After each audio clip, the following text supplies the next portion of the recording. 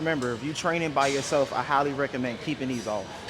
The only time I would recommend using clamps if it's a scenario where you're doing speed reps, meaning you're going up and down fast, because naturally with speed, you're going to notice that the plates are going to shift.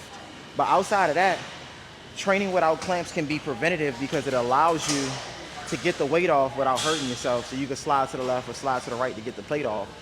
Or another scenario is if by some chance, scratch what I was about to say the second part because I actually forgot. But we about to do these. Today is light with the squats, just to get back in the rhythm and see how your body feels, which is a great way to work on form and technique. I try to get people to understand all the time.